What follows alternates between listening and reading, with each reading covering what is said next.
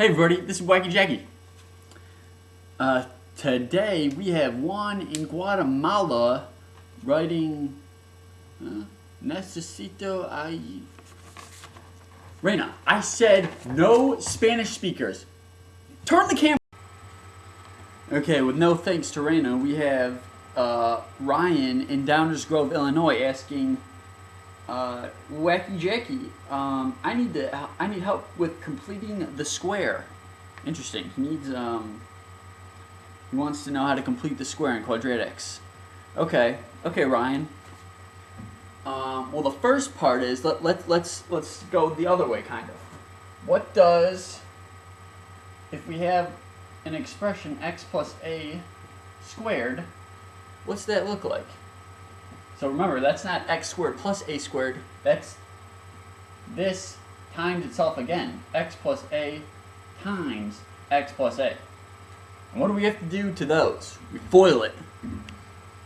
So what do we get? We get x squared plus xa plus another xa. That's 2ax. And then plus a squared. Okay. So our third term that we get is always going to be a squared, and our middle term, or the one with the x, is always 2ax. Okay. Now let's do a simple problem. Let's do x squared plus 6x plus. Okay, this is what's calling completing the square. We need to find out what this last term is. So what's our a in this case? Well, our a is always half of the coefficient of the x.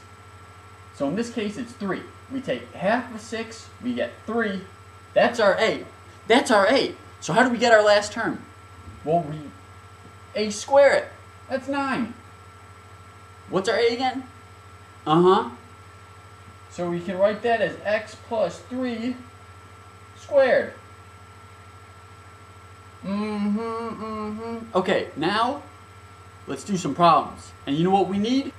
Clean the board! So this is where we take it a step further. We're going to use our same example as last time and make it a little harder. Just add that equal sign. So we got x squared plus 6x. We'll say equals 1. Okay. Now if we want to complete the square on this side, what did we say we have to add to it? 9, that's right. So we get x squared plus 6x plus 9.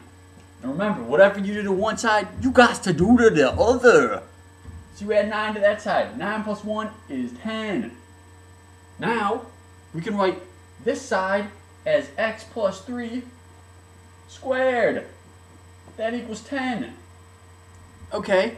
How do we solve this? What's the opposite of squaring something? Yeah, taking the square root. Take the square root of this bad boy. Take the square root of this bad boy. This is the tricky part. When you take the square root of a positive number, you get two possible answers. You get a positive one and a negative one. Unless if it's like 0, then it's just 0. Square root of 10 plus or minus the square root of 10 equals x plus 3. Now, how do we get x by itself? We subtract the 3. So we get x equals negative 3 plus or minus the square root of 10.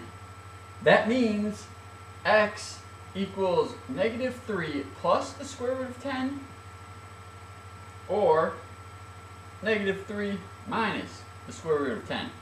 Both of those are possible answers. And that is how you complete the square.